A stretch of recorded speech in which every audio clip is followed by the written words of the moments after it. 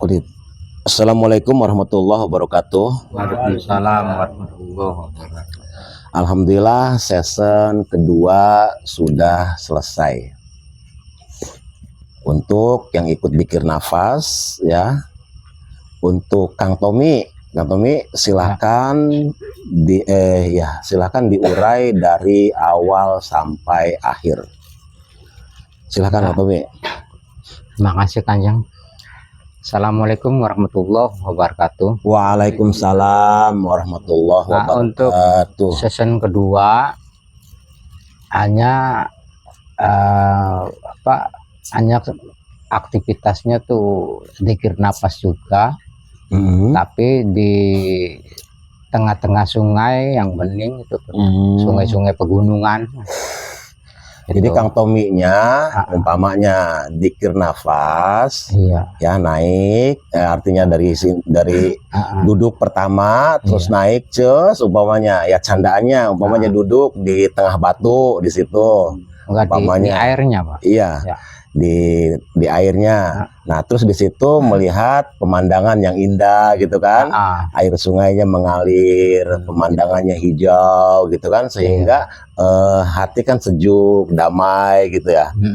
Terus terus itu kita sambil menikmati, sambil zikir nafas, menikmati suasana air pegunungannya ya. Nah, tiba-tiba ada sebuah kujang di depan mata itu kuning. Bagus. Ada kujang ya, melihat kujang. Oke. Dan di sebelah kiri saya itu sebuah kebun bambu ya, bambu kuning, bambu gading. Itu banyak banget, sampai bagus. Nah, ya selama zikir nafas season 2 ya sampai cuman itu aja sampai selesai. Ya, jadi melihat kujang sama bambu kuning ya. Kuning. Oke. Dan pegunungan itu. Ya sebelah kanannya pepohonannya hijau, sebelah kirinya bambu kuning. Jadi itu yang sampean lihat itu keindahan alam semesta gitu ya. Alam semesta. Airnya mengalir, terus warna hijau mendominasi. Nah, udah sampai selesai. Sampai selesai cuma begitu. Ya, sekian saja. Assalamualaikum warahmatullahi wabarakatuh. Waalaikumsalam warahmatullahi wabarakatuh. Tadi Kang Tommy ya, hening, zikir nafas, masuk, kayak duduk di situ di samping sungai, melihat keindahan air yang mengalir. Iya, di tengah sungai, melihat air mengalir, melihat warna hijau kanan kirinya, pemandangannya indah. Nah, terus melihat kujang ya. Nah, kujang ini kita urai aja. Artinya gini ya, kayak Kang Tommy sekarang, umpama Kang Tommy ya baru memulai pertobatan. Tobat itu artinya kembali. Ya, ketika kamu berjalan tanpa tujuan. Kamu berjalan tanpa tujuan. Allahumma anta maksudi, ya Allah engkau adalah tujuanku. Nah, kalau hidup itu berjalan tujuannya Allah, ya berarti perjalanannya sudah benar. Nah, yang bikin bingung itu berjalan tapi tidak tahu tujuan. Ya, yang dituju Jakarta berangkatnya ke Cianjur. Ya kan? Nah, itu kan perjalanan itu kan lelah ya. Artinya pertobatan itu kembali gitu. Balik ning Gusti Allah. Nah, ketika sekarang sedang belajar memulai pertobatan ya, itu dikasih simbol kujang. Ya. Kujang itu dari bahasa kita sehari-hari sebenarnya mah. Bisa bahasa Sunda. Ya. Kujang itu kukuh karena janji.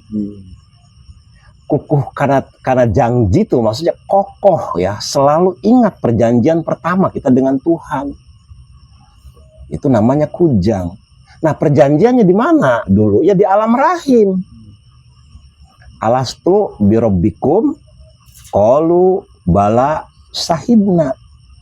Apakah kamu yakin ya bahwa aku Allah ini adalah Tuhanmu? Terus kata jabang bayi gimana? Aku yakin. Aku yakin ya Allah, Engkau adalah Tuhanku. Nah, itu perjanjian itu yang harus diingat. Tommy. Nah, begitu perjanjian itu siap, ya baru kamu dikeluarkan. Ya, makanya kebanyakan begitu bayi ini keluar dari rahim itu menangis. Apa sebabnya? Berpisah dengan Tuhan. Gitu. Nah, itu kujang itu maksudnya ya kukuh karena janji itu. Ingat dulu kita pernah berbicara dengan Allah di kantung rahim. Rahim-rahim itu Rohman, Rohim, ulas asih juga sama. Karena apa? Ibu itu selalu menyayangi orang tua. Dah, sudah kukuh karena janji. Ingat dulu ya bahwa kita pernah berbicara dengan Tuhan di kantong rahim ya. Nah, ketika kamu berjalan tanpa tujuan, ya itu sebaiknya kamu kembali ke kampung halaman, balik manikah, pertobatan tuh kembali. Nah, kemana kembalinya? Ya ke diri kita ini, di kolbu. Nah, kukuh karena janji itu, ya lagi-lagi ya merasa bersama Allah kemanapun.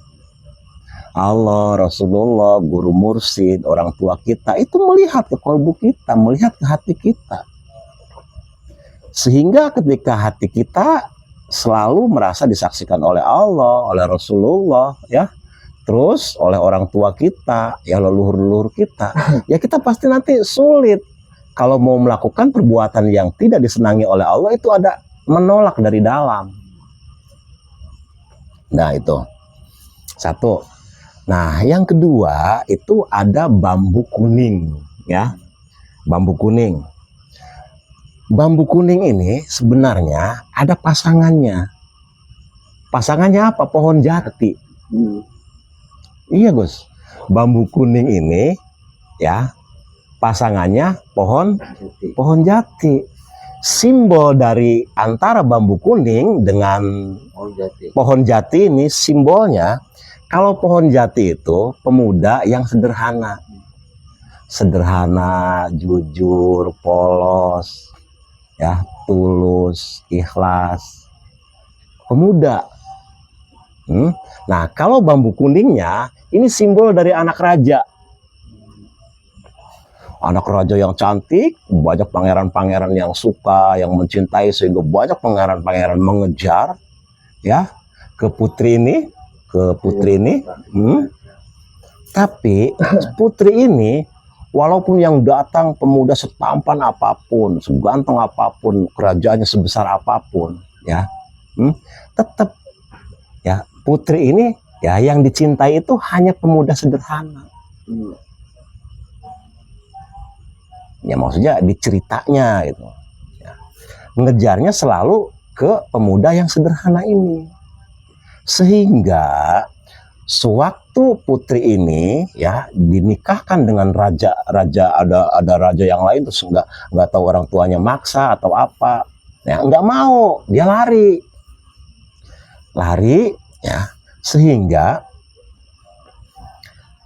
putri ini jadi bambu kuning ya, tadi pemuda yang sederhana jujur jadi pohon jati.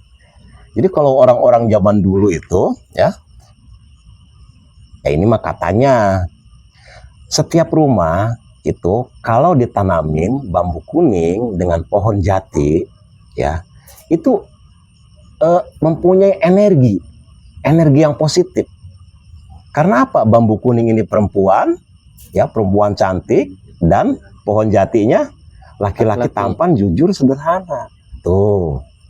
Nah, ketika di rumah yang ada pohon bambu kuning dengan pohon jati ya di rumah ditungguin oleh seumpamanya sepasang pengantin baru umpama ya, ini sama memberikan hikmah gitu, artinya diberi kemudahan apa gitu, ada energi yang positif ya. Candaannya lah, jadi kalau ada yang nyantet, ada yang ngeluh seumpama ya, memang orang itu nggak bakalan bisa disantet kalau orangnya dermawan, Bos. Iya, kalau orangnya dermawan itu nggak bakalan masuk, nggak bakalan mempan. Baru dilihat fotonya aja ya, orang yang dermawan nih mau disantet, dukun santetnya nih kawan, baru melihat fotonya saja ini sudah terjungkal, Tuduh musuh. iya, karena tanpa disadari ya, di orang yang dermawan ikhlas memberi karena Allah, itu pasukan malaikatnya itu nggak sedikit, orang-orang solehnya, para malaikatnya. Nah, dukun ini ketika melihat orangnya seperti itu, wah ini bukan musuh. Nah, tapi ya orang yang tidak kena terlalu santet itu kan orang yang dermawan ya. Tapi awas, dermawannya jangan nanggung, artinya dermawan itu jangan pernah merasa memberi dan mengklaim pemberian itu datang dari saya. Hitungan dermawannya itu ketika memberi pure ya, tangan saya hanya kepanjangan tangan Tuhan saja. Nah, itu yang nggak kena oleh santet dan teluh. Nah, tapi setidaknya antara bambu kuning dengan pohon jati ya, itu juga sama, jadi energi yang positif. Bisa dikatakan tolak bala lah gitu. Karena ada sejarahnya ya. Iya, karena memang sejarah leluhur seperti itu gitu. Nah, untuk Kang Tommy sekian saja dulu uraiannya, padahal itu kalau air diurai juga itu ya bagus-bagus itu semua. Ya. Dah cukup segitu saja. Untuk Kang Wardi, silakan Kang Wardi diurai dari awal sampai akhir. Bismillahirrahmanirrahim. Assalamualaikum warahmatullahi wabarakatuh. Waalaikumsalam warahmatullahi wabarakatuh. Setelah saya mengikuti zikir napas session kedua, Iya. saya menemukan gambaran itu ketemu sama Raja Wali lagi. Oh, ketemu sama Raja Wali lagi. Iya. Wah, berarti kayak nyambung dengan season pertama ya? Iya. Iya, Cuman terus? ini mah lebih hitam bulunya tuh. Iya. Nah, saya tuh dibawa lagi sama beliau tuh. Burung Raja Wali tuh dibawa di ketinggian, lihat semesta. Iya. Melewati laut tuh, Kanjeng. Terus dari kejauhan tuh kelihatan berputar di Nusantara aja lah gitu. Oke, terus lanjut. Dari kejauhan tuh kelihatan ada pulau. Cuman awalnya tuh pulau tuh putih, saya pikir kenapa gitu. Tiba-tiba tambah dekat, ternyata pulau itu diselimuti kabut kan. Iya. Diselimuti kabut pulaunya. Nah, terus setelah tambah dekat, dia tuh kayak punya gapura. Gapuranya itu semacam dua pintu gerbang. Iya, kayak pintu gerbang gitu gerbang ya. Itu iya. Dua batu yang saling berdiri gitu kan, mengkerucut. Nah, si Raja Wali itu bawa saya turun di situ, melewati pintu gerbang, terus turun itu di anak tangga kan. Iya. Nah, di pulau itu tuh jadi kanan kirinya mah hutan gitu, pohon-pohonan lebat diselimutin kabut. Nah, saya tuh berjalan di bawah di anak tangga tuh terus. Iya, dari tengah pecahan batu itu ya. Pecahan batu itu tuh. Terus naik. Saya pikir kok nggak ada ujungnya ini tangga nih. Ternyata setelah sampai puncak tuh ada belokan ke kanan, saya belok ngikutin anak tangga tuh. Nah, setelah belok kanan itu ketemu sama jembatan yang Iya, seberangnya itu kayak kastil, Kanjeng. Kastil Iya, itu istana zaman dulu gitu. Oh Batu, iya, istana istana batu gitu. klasik lah. Iya, Ya. gitu. Istana klasik. Terus? Nah, sampai situ saya tuh ternyata masuk ke kastil itu tiba-tiba tiba-tiba tuh keluar lagi, seolah-olah saya di belakangnya kastil itu ada tangga dari awan, Kanjeng. Oh, tangganya tuh itunya dari awan. Iya, buatnya. dari awan. Nah, terus? Jadi ngikutin tangga tersebut tuh saya tuh. Tangga terus ngikutin lah, kayak orang ini asik ngeliat pemandangan gitu. Takjub gitu ya. Iya. Kok indah banget, ini alam apa? Saya nanya, ini alam apa? Ada yang nyebut, ada yang ngomong gitu, Kanjeng. Katanya ini alam kewalian. Oh, katanya alam kewalian. Iya, sambil saya berjalan di tangga yang kedua itu dari ya, iya, dari awan. Setelah nyebrang jembatan. Iya. Nah, setelah itu saya nanya lagi, kalau memang ini alam kewalian, apakah penghuninya ada siapa gitu ya? Iya. Oke. Terus sambil berjalan di tangga awan tuh, terus tiba-tiba ketemu sosok seorang lagi duduk, tapi duduknya tuh kayak orang nyender kayak gitu, Kanjeng. Dan nyendernya juga di awan sama. Iya. Nah, tiba-tiba saya kan pokoknya nanya, ini temanya nih lagi jalan-jalan di atas awan.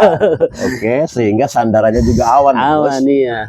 Oke, lanjut. Saya nanya, maaf, kalau boleh tahu namanya siapa gitu. Iya. Beliau nyebutin kalau namanya beliau itu Syekh Abdul Jafar, Kanjeng. Syekh Abdul Jafar. Iya. Nah, setelah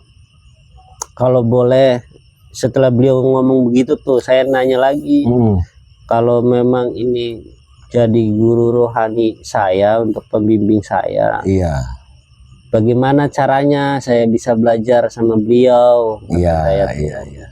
Akhirnya dengan kebesaran Gusti Allah, Kanjeng, beliau tuh membelah jadi dua gitu, Kanjeng. Oh iya. Jadi yang tadinya beliau satu tuh jadi dua. Satu kebelah jadi dua sosoknya tuh beliau tuh. Nah, saya masuk ke tengah-tengahnya. Oh, sampeannya masuk ke tengah-tengahnya. Ya, setelah di tengah-tengah beliau tuh, akhirnya beliau menyatu lagi, Kanjeng. Menyatu lagi. Nah, berarti tubuh kamu masuk ke tubuh beliau. Tubuh beliau tuh, karena beliau menyatu lagi jadi satu. Betul. Nah, setelah itu akhirnya udah tuh dapat gambaran seperti itu tuh, kebet-kebet lagi. Kebet. Ditemukanlah saya di gurun pasir, Kanjeng. Iya. Nah, setelah nyampe gurun pasir tuh melihat kok ada Ka'bah di sini gitu, Kanjeng.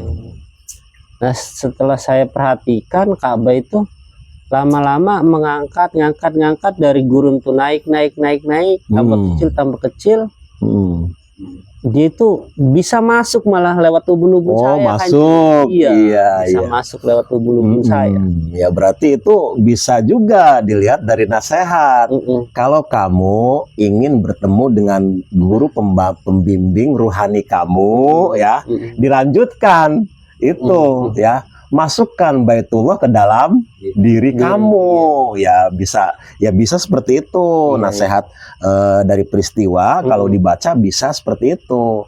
Artinya ketika kamu ingin dibimbing oleh pembimbing ruhani, ya kamu harus punya Baitullah dulu di rumahnya, di kolbunya gitu. Kolbunya ini aktif gitu kan. Kolbu mukmin Baitullah, ya. Kolbunya orang yang beriman itu adalah rumahku, kan, kata Allah. Nah, berarti itu jawabannya itu bisa diambil dari situ. Ketika kamu ingin dibimbing oleh pembimbing ruhani, ya aktifkan dulu Baitullah yang ada di dalam kolbu kamu, gitu. Caranya kolbu kamu itu bisa masuk ke Baitullah ya. Karena kan butuh kejernihan hati, butuh hati yang jernih yang bisa dimasuki oleh Tuhan ya. Ketika kolbunya kotor, bisa masuk nggak? Enggak. Ya artinya kolbunya kotor tuh dendam, amarah, kebencian, kekecewaan, apa segala masih kita konsumsi, ya nggak bisa.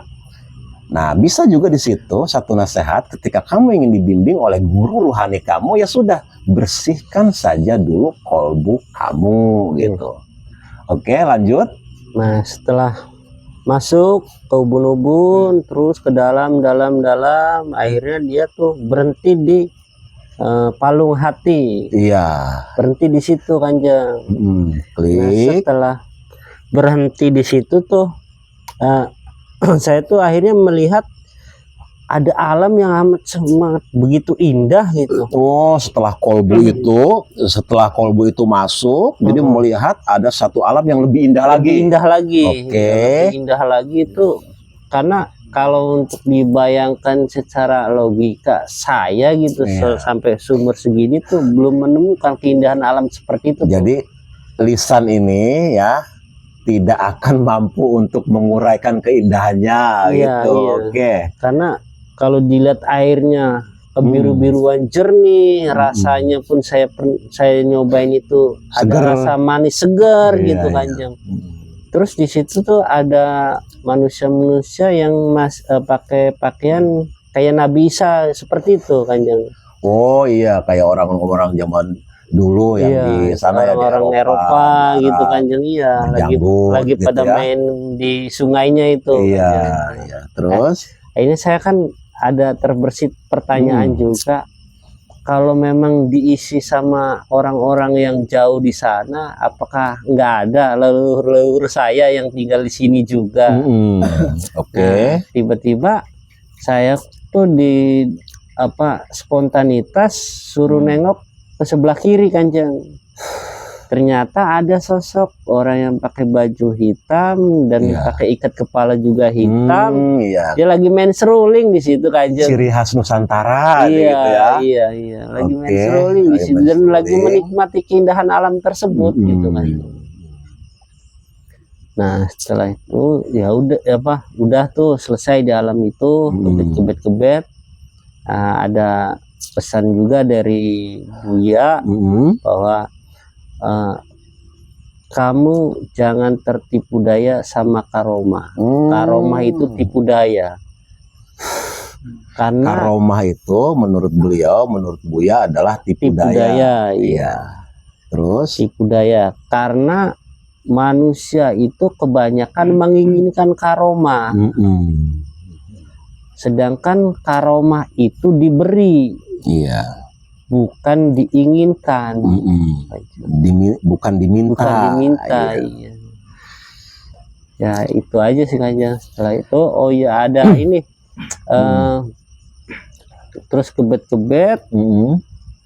Nah, fisik saya kan memang lagi kurang fit, Kanjeng. Iya. Nah, itu berasa lah di punggung itu ada rasa nyeri itu. Iya. Kayaknya minta sama Allah, mohon ya Allah, cara menyembuhkan sakit punggung saya itu bagaimana? Saya memohon ke sama Allah di dalam tuh ya. Di dalam tuh, karena ya sedikit ada rasa nyeri-nyeri kayak gitu, Kanjeng. Jadi kan di belakang punggung ya. Iya.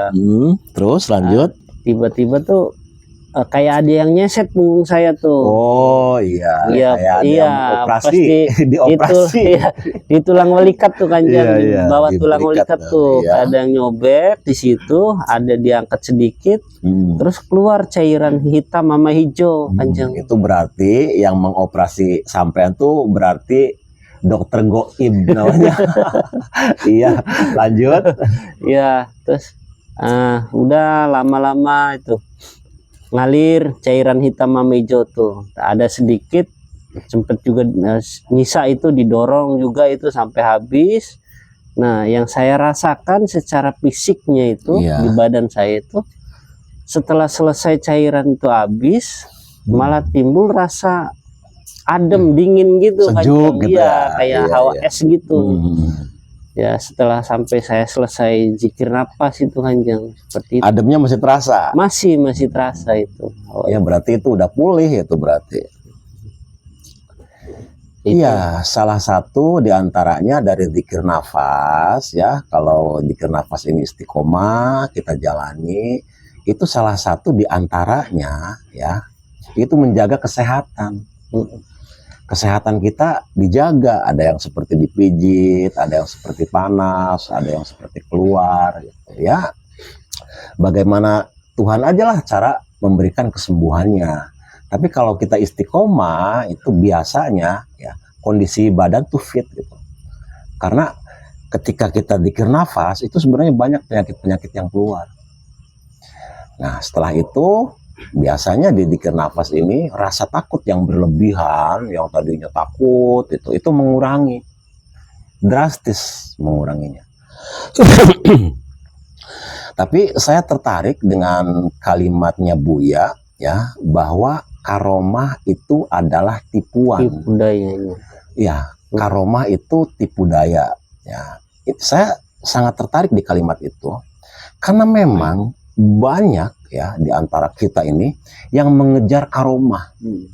Ya, datang ke kuburan, datang ke orang soleh ini, ya, datang ke ya mencari karomah. Ya, padahal karomah itu ya bukan dicari, tapi diberi. Orang yang berhasil mendapatkan karomah ya itu siapa? Ya, orang yang sudah mampu melampaui egonya. Ya, yang keakuannya sudah terlampaui. Iya. Yang mendapatkan karomah itu orang-orang yang sudah melampaui egonya. Keinginan ingin dihormati, keinginan ingin dimuliakan, keinginan ingin terlihat sakti, keinginan ingin terlihat jabatannya tinggi. Nah, ketika ego itu sudah terlampaui, baru turun karomah. Karomah itu diberi, bukan dicari. Jadi Allah yang memberi karomah. Contoh karomah nih, ya supaya logis, supaya masuk akal. Dulu, ya ketika Buya Sakur masih ada, ya kita kan ngaji malam Jumat dengan malam Senin. Contoh karomah ya. Nah, ada salah satu yang datang karena beliau mendengar kajian Buya Sakur ini. Kok kajian ini beda dengan kajian yang lain? Ketika baru mendengar nasihatnya saja, saya kok sejuk gitu, adem, tidak pernah mengurai tentang pertengkaran, ya, mengenalkan Allahnya lugas, jelas. Nah, ada nih satu santri ya yang ikut ngaji. Nah, begitu Buya mulai pengajian, santri ini ya melihat di Buya itu ketika Buya ngaji ya, dari tubuh beliau itu cus keluar cahaya hijau. Cahaya hijau keluar cus gitu kan, takjub kan. Nah setelah cahaya hijau keluar lagi cahaya kuning cus. Nah keluar lagi cahaya putih cus gitu kan. Dah.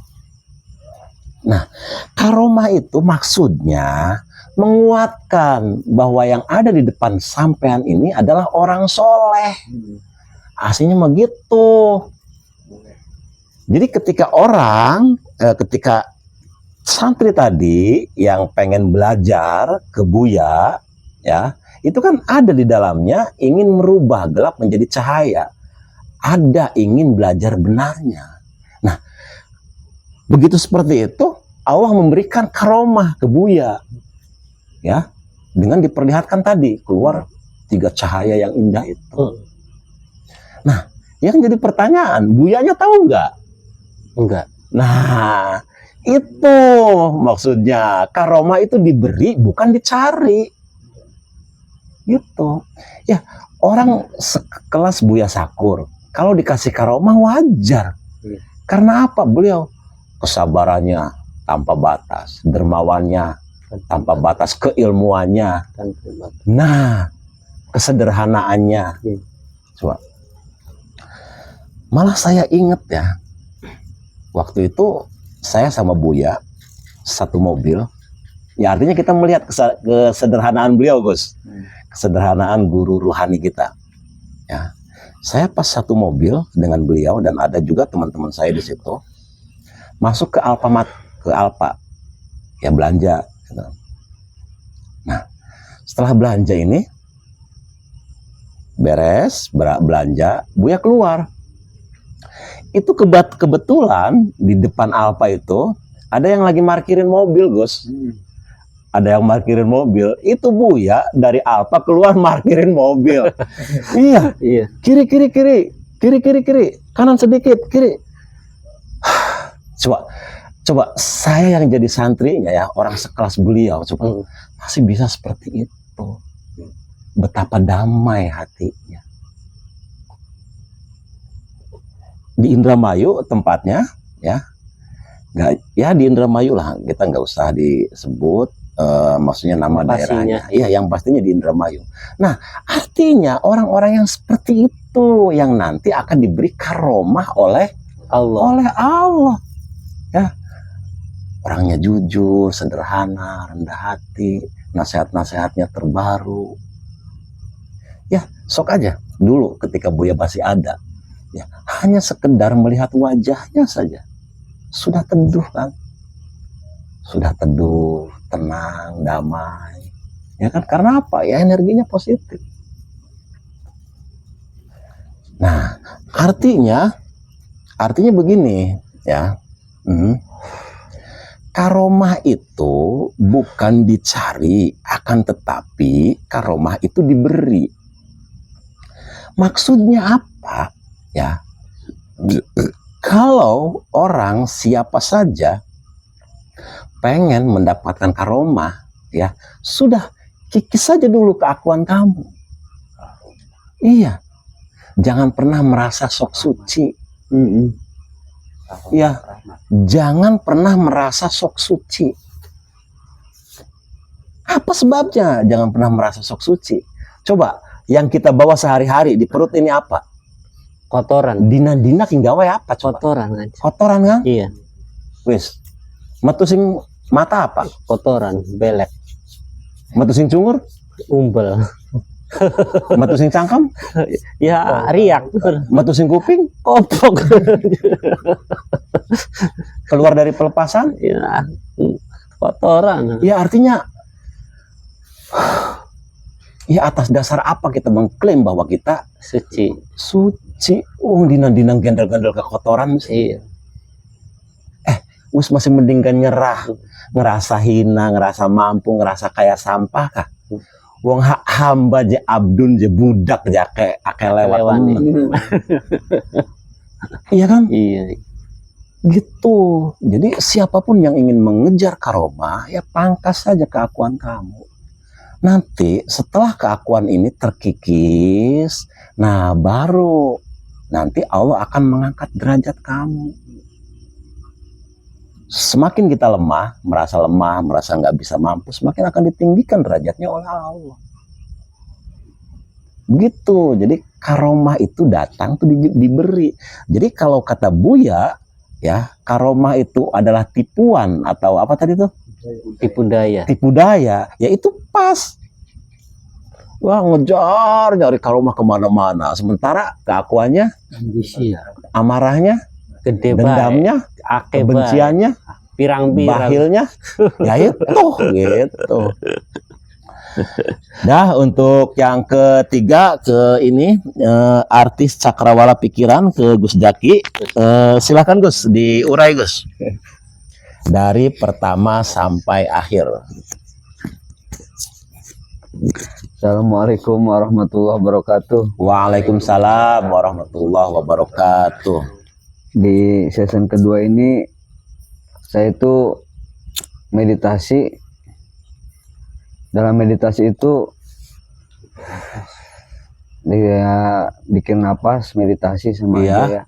Saya keluar terus naik ke ketinggian, melesat dengan kecepatan yang tinggi, Iya, naik ya. terus naik terus sampai melewati berapa tempat yang nggak tahu, sampai saking cepatnya guru. Iya, iya. Terus Ya candaannya tuh Iya. kecepatan cahaya. kecepatan cahaya. Karena gini Gus, ya ini pengalaman saya. Seberapapun kecepatan ya yang di atas kita tuh kecepatannya berapa, itu ukurannya ada di dalam. Kitanya bisa keukur gitu. Karena apa? Yang keluar ini hanya jasad ruh. Ya, ruhnya masih ada nggak? Masih. Nah, ruh ini mantau jasad ruh kemana, kecepatannya berapa, itu terpantau dari dalam, gitu. Ya artinya mantau gitu. Begitu kita hening, ya dinikmati kemana larinya, itu masih terhubung antara yang di kolbu dengan yang naik, gitu. Oke, terus lanjut sampai kemana? Terus ya saking cepatnya kan nggak tahu kondisi alam apa yang dilewati. Yang dilewati. Posisinya masih sambil duduk begini, sampai di sebuah tempat. Di situ saya berhenti, nggak bisa naik lagi. Oh, sementok. Karena di situ, di tempat itu alamnya berwarna putih semua. Putih. Sampai putihnya nggak kelihatan apa-apa. Iya. Terus muncul seseorang. Jadi mentok itu Gus ya, kalau umum ya kita ketahui ya, mentok itu jadi di makom. Mentok di makom, maksudnya makomnya makom itu gitu bawahnya. Tapi kita kan jangan ini ya, artinya jangan aja kepentok di makom, gitu. Kita terus gitu ya. Cuman ini isyaratnya udah pokoknya Berhenti dulu. Iya, berhenti dulu lah di alam situ. Terus Gus? Terus ketemu dengan seseorang. Jadi makom itu gini ya, maksudnya gini, kita jangan membatasi diri. Iya. Dan lagian kita jangan pernah masuk ke dalam ya, mengklaim kita di makom ini, jangan. Artinya kita ngalir aja. Jangan membatasi diri, karena apa? Allah tanpa batas. Lanjut Guru. Di situ ada seorang yang berpakaian putih, rambut putih, jenggot putih, kumis putih, dan membawa tongkat warna putih. Tongkatnya warna putih. Putih semua. Iya. Tapi nggak ada dialog, Guru. Oh, tidak ada dialog. Tapi kamu ngelihat itu orang tua pakai itet, pakai tongkat, tapi putih semua. Gitu. Oke. Ya, sampai selesai. Sampai selesai gitu. Tapi posisinya kamu sedang melihat orang tua yang pakai serba putih itu. Nah, gini, Gus, insya Allah ya, itu nanti yang akan menjadi pembimbing ruhani kamu. Iya. Jadi dibedakan antara pembimbing ruhani ya dengan ruh para leluhur. Awas, beda. Bedanya kualitas keimanan kepada Allahnya. Semakin dalam mencintai Allah, semakin tinggi kualitasnya. Bedanya di situ. Cuman Gus ya, nanti biasanya guru pembimbing ruhani kamu itu nanti nggak jauh beda postur tubuhnya dengan kamu. Biasanya gitu. Karena pembimbing ruhani ini ya sama hasil voting. Iya, hasil musyawarah. Nanti siapa yang layak itu yang masuk. Karena kalau orang soleh ya, orang yang di hatinya punya kenyamanan, cinta kasih, kedamaian, jiwa-jiwa yang tenang, itu banyak yang mendekat.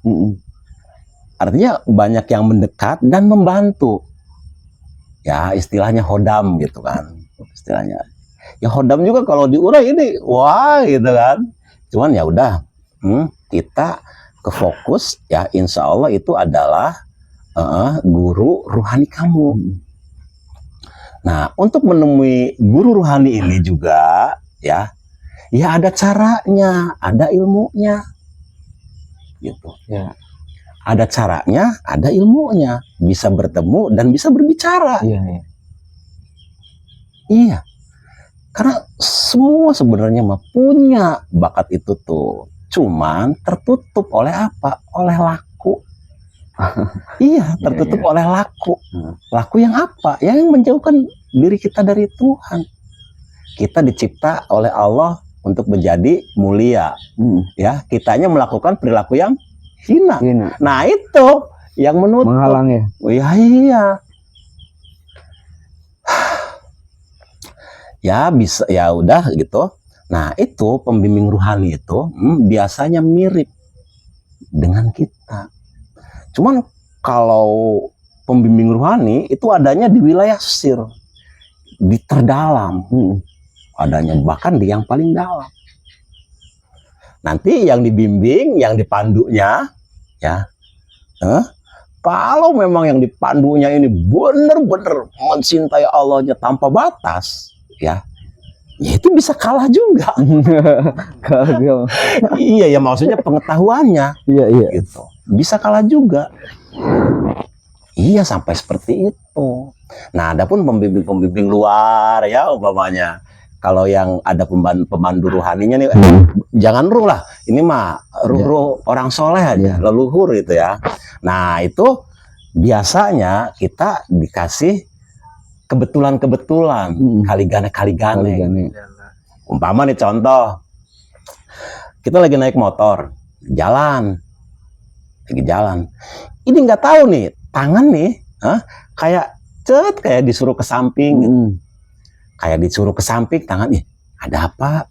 Nah, cuman kan ketika tangan ini bergerak, ya, kita juga mikir ini ada apa, ya. Nah, kita ngambil keputusan, udah, saya berhenti dulu di sini, dicengkal motornya, nah baru ngerokok dulu, nyantai gitu. Karena tadi ada isyarat kan, ada isyarat udah nyantai. Nah, sekitar 10 menit, biasanya ketika boleh jalan itu ada cirinya. Kalau tadi waktu nyetir itu Gus ya, itu posisi kitanya lemes. Posisinya lemes. Iya. Ketika di minggir, itu posisi masih lemes kita tuh. Nah, posisi lemes kita ya santai aja dulu, rokok dulu. Udah 10 menit itu Gus, biasanya ya. Itu di badan kitanya kayak ada energi. Fresh lagi. Iya. Kayak seperti ada kalimat, ya udah silahkan kamu jalan ke sana. Nah, dikasih tenaga gede nih. Ya udah lanjut lagi perjalanan. Nah, kita duduk di situ tadi umpamanya 10 menit. Iya. Sok diinget-inget. Ketika perjalanan kamu dari awal sampai 10 menit ada kejadian apa di sana? Kecelakaan misalnya. Nggak tahu di sana tuh Gus, ketika perjalanan kamu 10 menit ke sana, itu ada pohon tumbang. Ada pohon tumbang dan ada 3 atau 2 mobil yang ketimbun gitu. Iya. Nah, itu ruh leluhur. Ruh leluhur itu menjaga. Iya. Tapi kalau guru pembimbing itu khusus ke spiritual. Iya. Mengarahkan ke manunggal. Nunggal, awas ke manunggal. Manunggal itu lebih dalam lagi. Masuk dulu. Gitu. Bedanya itu. Karena di server terdalam, sir. Nah, itu semoga Gus dengan izin Allah ya, sudah terlihat indikatornya ya. Nanti hasil voting ya, nanti dipilih untuk menjadi pembimbing rohani. Dan itu ya udahlah.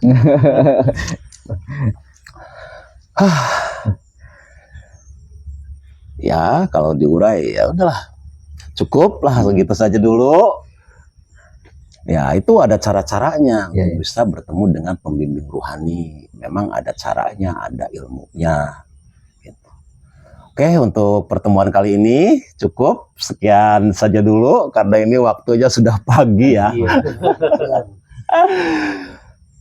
Semoga saja pertemuan kita kali ini ada manfaatnya. Wabillahi taufik wal hidayah. Wassalamualaikum warahmatullahi wabarakatuh. Waalaikumsalam warahmatullahi wabarakatuh.